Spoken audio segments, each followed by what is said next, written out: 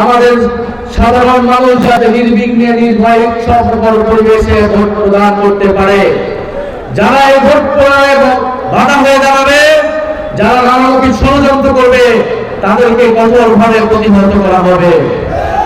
একটি দলকে তার রাজনীতিকে বিচার করতে হবে তার প্রতিশ্রুতি দিয়ে, সেই প্রতিশ্রুতি কতটা সত্য, কতটা মিথ্যা, কতটা প্রতারণা রাষ্ট্রের দ্বারা নিচ্ছে। বলা হচ্ছে কৃষক কার্ডের কথা, ফ্যামিলি কার্ডের কথা।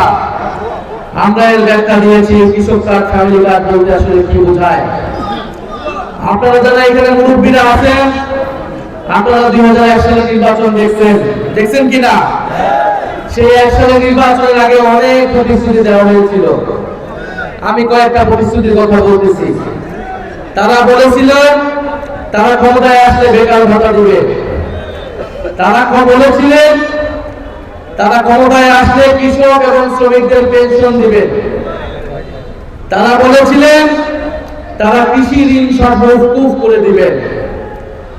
তারা এরকম আরো অলৌকিক অনেক প্রতিশ্রুতি দিয়েছিলেন, যারা পরবর্তী 5 বছরে তারা সেই প্রতিশ্রুতি রক্ষা করেন নাই। সেই ইতিহাস বাংলাদেশের মানুষ ভুলে নাই। আমরা তরুণ প্রজন্ম পড়াশোনা করে সেই ইতিহাস ভেবে বের করেছি। যারা মিথ্যা প্রতিশ্রুতি দিয়েছিল তারা এবারও মিথ্যা প্রতিশ্রুতি দিচ্ছে। সন্ত্রাসীদের পরাজিত করার দিন 12ই ফেব্রুয়ারি ইনসাফকে জয়ী করার দিন। আমরা ইনশাআল্লাহ সেদিন 12ই ফেব্রুয়ারি সংস্কারের পক্ষে, সুশাসনের পক্ষে, সার্বভৌমত্বের পক্ষে ভোট দিয়ে আমরা গোলামি, দুর্নীতিবাদ এবং স্বৈরতন্ত্রকে আমরা পরাজিত করব।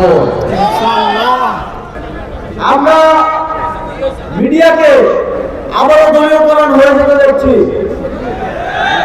আমরা উপরে সকল প্রতিষ্ঠানকে আবার একদিকে হেলে করতে দেখছি।